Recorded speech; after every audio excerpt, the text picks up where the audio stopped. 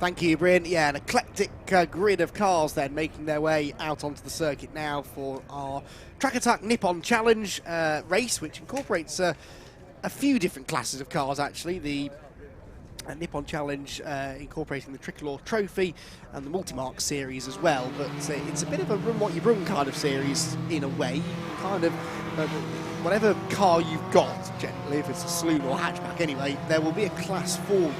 And that means that whoever you are, wherever you are, you have the opportunity to come a race against like-minded individuals in a real wide variety of machines. So, yeah, looking forward to this one. They're always pretty entertaining races. Yeah, the grid certainly tells us that we're in for a pretty entertaining race, because qualifying this morning was damp-ish, so it's jumbled the order a little bit, and some cars that were really good in the wet may struggle a bit more in the dry, and vice versa. So I think we could have a few cars coming from further back that should, in theory, be able to improve upon their grid positions. The field, as you can see, are making their way around on the green flag lap. It's Richard Hockley who has the pole position in his GT300 class Honda Civic. There you can see him, the 111 car. Second on the grid, David Baldwin in a Renault Clio. And in fact, it's two Renault Clios next, because Josh Bennett is third, but they're running in different classes. David Baldwin Class A, Josh Bennett Class E, and in fact the top 5 cars on the grid are all class pole sitters, because then you've got the GT200 class pole driver, Kelly Brabham, in the Toyota Celica. There you can see it, the green and blue car. And fifth on the grid, the GT250 class pole sitter, Jamie Anderson in Honda Civic. Then sixth on the grid is Phil Wright in another Civic. They're actually the top 2 in their class. That should be an interesting battle. Seventh place, Robbie Durant in the Subaru Impreza, that will have been certainly well suited to a potential wet race today. At the moment, though, the track is dry, although there are some ominous looking clouds above. Then you've got Andy Neal, who has qualified 8th in his Peugeot 106 Rally, with Nick Gwinnett and Alfie Jones 9th and 10th on the grid respectively. Keep an eye further back to the horde of Peugeot 206s that make up Class F. Daniel Perry, 15th on the grid, is the quickest of those in qualifying, but by only a tenth and a half over Paul Rice, number 42 in second position. The Mazda RX-5 of Sean Kite should be rapid. Also, the Mazda RX-8 of Clive Hainsford. You can see that, the yellow and red car towards the tail end of the grid. And yeah, real mix of cars and manufacturers out there. Lots of class battles to keep an eye on, which we'll try and keep up to date with as the race goes on. But our final race then before lunch, the first of 2 today for the Track Attack Nippon Challenge and the Tricolor Trophy, is about to get underway. 15 minutes will be the duration for both of their races. And keep an eye actually to that Subaru that lines up 7th on the grid. Whilst it will go better in the wet, it will have very good traction off the line, you'd imagine, being 4-wheel drive. So keep an eye on Durant, the blue number 33 Subaru from the inside of row number 4. The rest of the field, though, is in place. The red lights go on. Richard Hockley and David Baldwin on the front row of the grid together. Away we go. And it's not a good start made by Baldwin from the outside of the front row, so Hockley will get the lead. And coming through on the inside, I think, as well, is Josh Bennett. The Celica of Brabin looks to the outside. They're almost 4 abreast as they go into Redgate Corner for the first time. The number 50 car, though, I think, has somehow managed to come through that in second place. Brabin, gets elbowed out a bit wide there as they turn through Redgate Corner. But they're all just about going to get through, I think, in one piece, with Richard Hockley benefiting hugely there from the shenanigans behind him to actually have a decent lead by the time they get through the first corner. Down the hill they go. There goes the Sean Kite driven MX-5, and off has gone one of the front runners there, going down the hill and into the gravel, I think, just to the left of our camera. And let's see if we pan around and see if there are cars stuck or whoever it was, if they've been able to rejoin. I think they have, but it looked vaguely Honda Civic shaped, the car that was getting out of shape. Or was it maybe one of the Clios? We'll try and figure this out. There was definitely someone sideways, and it was someone within the top 3 or 4. We didn't quite catch it on the pictures. I don't think it was Richard Hockley. I think Hockley's still okay in the race lead. Brabin has lost a lot of ground, but it wasn't Kelly that I saw getting sideways. But they all head then through the right-hander at Coppice Corner. Car number 1 there is Tony Hunter, very rapid Renault Clio driver, and he looks at the inside and should get past the Toyota, I think, down the back straight. Nick Gwinnett's gained some ground as well. He's the red Clio. He started 9th on the grid, and, well, he's not 9th now, is he? He's gained quite a few places, I think. So Hockley then leads the opening lap. Second place, up 4 positions, is Phil Wright, number 31 in his Honda Civic. So it's a Civic 1-2. In fact, 3 Civics in the top 4, because after third place, Nick Gwinnett in his Clio, 4th position in number 15, Jamie Anderson's Honda Civic. So The Civics have very much come to the front in the early stages. That's the car I think I saw getting sideways. Yeah, David Baldwin. That would make sense because he started second and came through at the end of the opening lap all the way down in 14. So yeah, it's been Baldwin that had a moment down at the old hairpin, which is where we're seeing an overtake now for third position. In fact, it's the Civic 1-2-3 now, with Anderson going through and a monumental engine blow further back for car 150, and that is Tony Markham's Honda Civic. That has expired in a spectacular and I fear rather expensive manner, going down the crane of curves. Thankfully well off the road, but there may be a bit of fluid on the track at the top of the hill. Well, that's his race done, and you imagine his day done, which is such a shame because a lot of these track attack drivers arrived actually on Friday to do some testing. They didn't race yesterday, they didn't even qualify, so they've been hung around all weekend, and then all of a sudden it comes time to race and it lasts, what, a lap and a bit for one or two of them. So unfortunately that will be a retirement, no doubt, for the Civic, but there are plenty more Civics out there. So and as we've seen now, they're running 1-2-3 with Hockley, Wright and Anderson, your top three runners. There's another Civic making progress, number 6 Alfie Jones, who started in 10th position and is looking across the line now, actually back into 10th. He had lost some ground early on. Another move made there by Anderson. Anderson defending from Gwinnett, actually, isn't it, for third, and they're being caught by the Subaru, which, well, you can't see anything there, can you, through the crane of curves, but I saw it at the start, out of my window. The Subaru actually had a terrible start, but managed to pick its way through the first corner pretty quickly. Bill Wright is the fastest man on the track, by the way. Now in second position, he's actually catching the leader to the tune of about 3/4 of a second that time around. There you can see the two Civics getting themselves together. The Castrol livery car of Phil Wright is definitely going to be on the tail of Richard Hockley before too much longer. As I said though, because it was a damp qualifying session, the grid was a bit jumbled, so there were quite a few drivers that were a little bit out of position and have had to spend the first third of the race just redressing that situation, and now they're getting vaguely back to where they should be. They can start battling the drivers they expected to be battling with, and this was one of the battles we anticipated. The two Civics of Hockley and Wright, very, very evenly matched machines. Richard Hockley may have had the early advantage, but I think he's being caught again on this lap. Let's see. Yes, by another 0.8 of a second. So by the end of this lap, I reckon Phil Wright might be with him. These two run in different classes. Phil Wright runs in the GT250, Hockley in the GT300 class, but they are very evenly matched in performance. There's the recovering Renault Clio of David Baldwin going around the outside of the great Peugeot 106 of Andy Neal. That was for 8th position. So Neal now is actually one position below where he started. And blue and white Clio has got some temperature in his tyres. Should be one to watch here as he tries to carve his way back towards the front. Sadly, I think any chance of a victory has probably gone by the wayside, but the top 5 may be doable given the speed that car's had all weekend.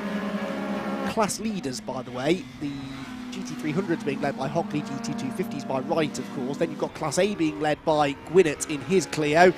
The overall leaders, though, are together now, and 31, Phil Wright. Where does he make his move now, though? He's caught the slightly newer, actually, on the Civic in front, and only one generation apart, I think, these two cars, but you can see the extra work that's been done to the Treble 1 car with the rear wing, which in theory adds a bit of downforce, a bit of rear grip. And, these are highly modified cars, certainly not your average road runner. And both going very rapidly at the moment, actually. These lap times are pretty impressive. 1 minute 21s and 20s we were seeing earlier on. They were both quite slow that time around there. 1:23.3 for the leader, a 22.8 for the second place man, but Baldwin in the Clio, who's just come through there in 7th place now, having actually gained 2 places on the previous lap, is the fastest man on the track. He's just set the fastest lap at 1:20.416, which is about 9 seconds quicker than qualifying. That shows how damp and greasy it was in the qualifying session this morning. And he has been able to make his way past Neal and also past number 24, Josh Bennett. Now, Josh Bennett started 3rd and is now down to 8th position, so I don't think all is well in his Renault Clio. As he goes back onto another one, he's very much making progress to the front. Here are a couple of the Peugeots. Now, is this a class-leading battle? I wonder. No, it's for second place in Class F. This is, I think, the 42 Peugeot is being driven by Paul Rice. The one behind him is the number 28 car of Daniel Perry. Now, Perry had the class pole position, and Rice was second. But they've they've both been overtaken actually in Class F in the early stages by car number 96, which is David Mycott from 90 on the grid. So Mycott into the class lead, and he's pulling away actually as well by 3.3 seconds. So the battle for second will be more entertaining, I think, within that class. There he is, and the other two Peugeots are side by side and diving up the inside. And that is the change. Perry will go through into what is 15th overall, but second within the class. They're being caught by the 72 car, which is not running in their class. That's the Mazda MX-5, which Sean Kite, which I said should make progress. And strictly speaking, it has. He started 20th and is now 17th, but I had rather more progress in mind when I saw that car mired down the order. It is ahead, though, isn't it, of the Mark III Mazda MX-5, just behind, which is the number 22 machine. So number 22 being driven by Aaron Bunning, who's made some good progress from 24th on the grid. So the Mark III car is on its way towards the midfield battle. Through they go then, across the start-finish line. Perry confirmed now as being second place within the Class F runners, which is, I think, exclusive for Peugeot 206 GTIs. And that's why we get this really close racing between them. And we almost had the change back again then as they went through Redgate corner. Paul Rice looking around the outside of Daniel Perry. Still these two Civics together at the front of the field, and now they're being caught by another of the Civics, the third place car. You can see in the background the even newer shaped Honda Civic, that of Jamie Anderson. So Jamie Anderson on that lap was quite a bit quicker than them actually. He did 1 minute 20.5, so actually matched the leader, but it was about 4 tenths quicker than the second place man. Side by side behind, as the inside for fourth position goes Tony Hunter. Good drive this from Tony Hunter from 11th on the grid. The white Renault Clio gets ahead of the Subaru number 33 of Robbie Durant. Leaders have traffic. Now this could start to make things very interesting as they go through the old hairpin. I can hear the screeching of tyres, and I'm dreading what we're going to see when we pan around. I think they all hopefully got through okay. Mazda RX-8, by the way, which I said would go well, and for once in my life I'm right, because it has been able to come through from 23rd on the grid, that of Clive Hainsford this is, into 11th, and he has just set the fastest lap of the race, whilst at the front, 3 generations of Honda Civic set to do battle for the race victory. The traffic has bunched them all together. It didn't help Rich Hockley at all, and so Phil Wright and Jamie Anderson now right with him. And Anderson, as he turns his way out of Coppice Corner, tries everything he can here to pull alongside him. He almost does actually in his EP3 Honda Civic, very similar to that we've seen racing just now in the Disclock Civic Cup. Quite possibly actually would be eligible for the Civic Cup, but he's right now focusing on trying to get his way further up this Track Attack podium. Across the start-finish line they go. The lead gap is 0.6 of a second, but then it's almost side-by-side for second place. Jamie Anderson to the outside. It's also side-by-side again for second in Class F, and still the black and blue number 28 machine of Daniel Perry fending off the pole sitter, the second place man on the grid, Paul Rice, for second place in the race. And that was very close though, and they've been caught now, haven't they? Yeah, that's right, by this Mark III MX-5. So Aaron Bunning, well, actually briefly was ahead of Sean Kite in the much older Mark I MX-5, but somehow ended up losing the position again through McLean's. But they've both caught the Peugeots, who are holding each other up and thus holding them up as well. So this is what I love about multi-class racing there, especially when the performance between the various cars is quite equal. You get a lot of really, really intense racing, and then they're all having their own sort of private battles whilst also racing each other. Civics come out of Coppice Corner. They're unlikely to have a clear lap now from now to the flag, because they're right in the thick of the traffic. The field now spread themselves out across most of the racetrack actually, so Rich Hockley, Phil Wright and Jamie Anderson will have a lot of company for the final 4 minutes and 10 seconds of racing. Out of the final chicane they go. Headlights ablaze for the leader Rich Hockley as he tries to warn the slower traffic of his presence, and they're weaving in and out of the cars down the pit straight there.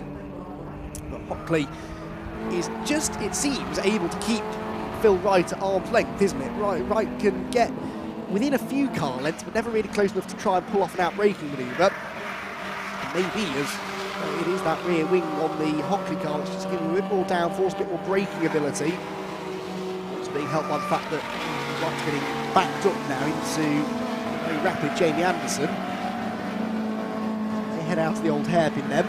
changes further back? Well, yes, quite a few actually, because the number 50 Clio of David Baldwin has gained 2 places, got himself ahead of Nick Gwinnett, and he's got ahead of the number 8 car of Neil, who started, Andy Neil, who started 8th on the grid. Oh, side by side for the race lead there as they went through Coppice, and that was the first real lunge that we've seen Phil Wright make, and actually it doesn't come off, and he could lose 2nd place now because Jamie Anderson takes full advantage of the loss of momentum to pull alongside down the exhibition straight. I'm not sure if there was contact there. There was definitely contact there though, and on the grass goes Wright, and he's not going to stop for the corner. That was a bit unnecessary really, wasn't it? He'll rejoin, but behind the number 1 of Tony Hunter, so the Clio will actually move through now into a podium position, and Phil Wright might have an opinion on that, I reckon, because that could have been avoided, that contact. There was no traffic around. They had plenty more racetrack they could have used there to avoid contact, but either way, contact was made and off he went. So he drops down into actually 5th position, because there is a very good chance here that David Baldwin could get himself onto the podium. He's into 4th place now, 4.3 seconds behind the similar Clio of Tony Hunter, and that would be for the Class A victory as well. So that fight for 3rd is going to be mighty entertaining in the final few laps. We could see a real ding-dong battle between the two of them. Jamie Anderson on the grass there trying to get past some back markers. Of course, he's now into 2nd place, albeit rather robustly. He wants to go after Rich Hockley, but that little knot of traffic has done him no favours at all. And in fact, he's lost outlook because the number 1 car of Hunter's gone through. So Hunter is ahead of him now into 2nd position. It's all changed now, hasn't it? So the white Clio is 2nd position, that black and yellow Honda is in 3rd, and the blue and white Clio in the background is 4th. We've got a change now between the Sean Kite MX-5 and the Paul Rice Peugeot, which is still 3rd in class. All of this whilst the leaders are coming through, so it was almost guaranteed it was all going to kick off then, and kick off it did. Right, the leader is about to come through onto what may or may not be the final lap. They're lapping in the 1 minute 20s, and Rich Hockley crosses the timing beam with almost exactly 1 minute and 20 left on the clock. So this may be the last lap, it may not be. I can't see if there's a last lap poured out, but we'll, in a way, hope that it's not, because I've been thoroughly enjoying this. There is the recovering Wright, and has he lost another place? Yeah, Gwinnett's gone through now, so a rather disheartening, I imagine, Phil Wright, losing out now another position to Nick Gwinnett in the number 14 Renault Clio, who is 3rd in Class A. So all the Class A cars getting themselves together towards the end of the race, but that is the man on the move, the number 50 Renault Clio, as it works its way down the hill. The blue and white number 50 of David Baldwin, who's already into 4th position. Can Davey get himself onto the podium? And actually, can Tony Hunter catch the race leader? Because on the previous lap he was a couple of tenths quicker than Hockley, but he's back behind Anderson now, so 2nd place has changed hands once more.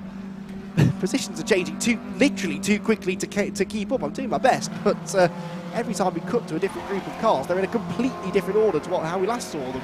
And the timing screen, quite frankly, within about 10 seconds of the cars coming across the line, the timing screen is neither use nor ornament because it's changed again. So my timing screen tells me that Hockley is 3.7 seconds ahead of Hunter, with Anderson 3rd, and we know that not to be true now.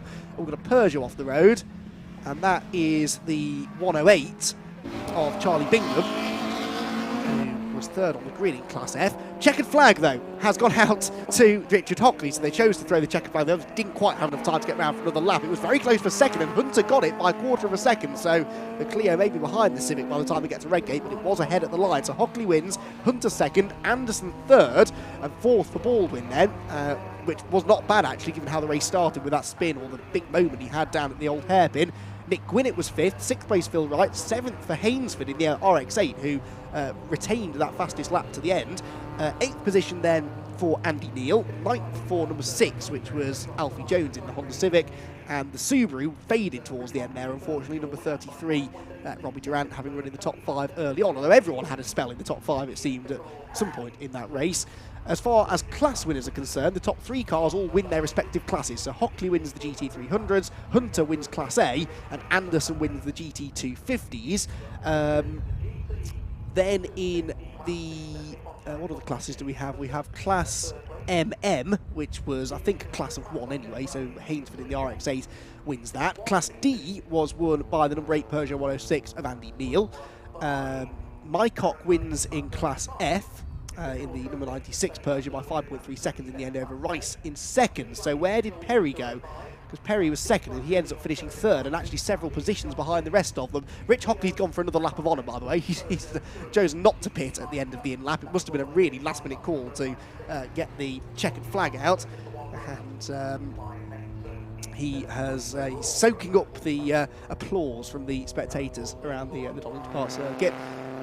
And as rightfully he might, because he may have won the race by nearly 6 seconds in the end, but that doesn't really do it justice, does it? So Hockley with the win, Hunter second, Anderson third, Baldwin fourth, and Nick Quinn in fifth. Then Phil Wright, Clive Hainsford, Andy Neal, Alfie Jones, and Robbie Durant round out the top 10. I'm struggling for breath after that. That's fantastic. 11th place then was Brabin in the Salika. Now, Brabin also lost ground because Kelly Brabin started 4th and ends up all the way down in 11th, but actually still wins the class. That's the GT200. That's the class I forgot about, I think. Oh, that and Class E, actually, because in 12th position, number 24, Josh Bennett there wins in Class E in his Renault Clio, which confusingly wasn't in the same class as the other Clios for reasons I know not. 13th then, and another class winner, Class B. There were quite a lot of classes I forgot, as it turns out. Class B won by number 95, Andrew Mitchell in the Peugeot 205 GTI. 14th was number 7, which was the Middleton MX-5.